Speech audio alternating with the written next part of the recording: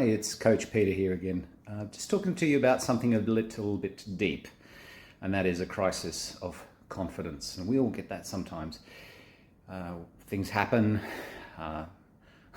we end up not achieving what we wanted to achieve, or somebody said something, and all of a sudden our confidence is just shot.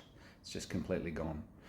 Most of the time people will turn around and say, just pick yourself up, do whatever it takes, which is all well and wonderful, and to a certain extent it's true, but how do you do that? So I'd like to give you a little tip that you can do to set yourself up so that should those moments occur, and hey, they occur even to coaches, so don't be too thinking that only happens to you. So one of the things I think that I'd like to take some time to talk to you about is the habits that you have when you create the confidence when you walk out the door of the morning. Habits are really powerful because they can trigger things. They can be things that you automatically trigger and you don't even know that they can actually pick you up and, well, in some instances actually save your life. Let me tell you a story. Ages ago when I was a very young fella, with my first car, I ended up driving home from a country town in the new moon, and it was very dark. So it was about midnight and I was driving down the road, down a country road, on a nice long sweeping bend. All of a sudden, the lights completely went out in the car. No headlights, no dash lights.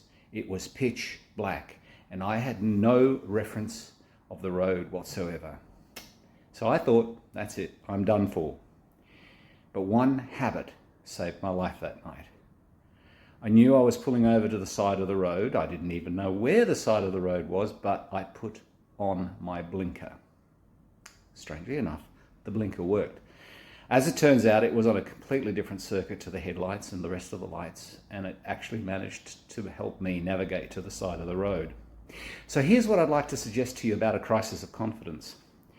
There are certain little habits that we have when we get ourselves prepared in the morning.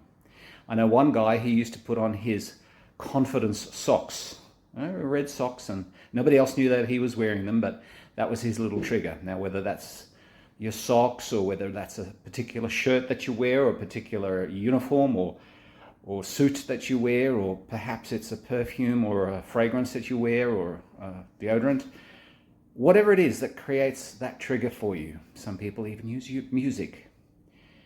As you go through your day and you are on a confidence streak, take a note of those little things that you do that you only do when you're confident, so that when it comes time for you to rebuild your confidence, you use one of those triggers, you use one of those habits.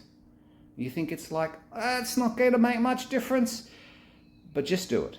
Just use one of those little habits, whether it's putting on your confidence socks or putting on your confidence suit or putting on your confidence fragrance or putting on your confidence song.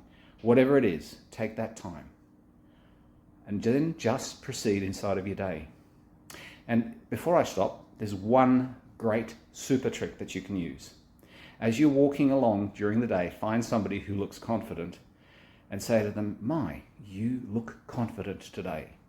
See, we like to give things that we actually want. And by giving people those things that we know that we want, funnily enough, we actually end up feeling really good. So I'm not saying that it's always going to work, but that's one of those little super tricks that you think, how does that work? And yet it does. So I hope that's inspired you with some confidence, and I look forward to seeing you next time. See you then.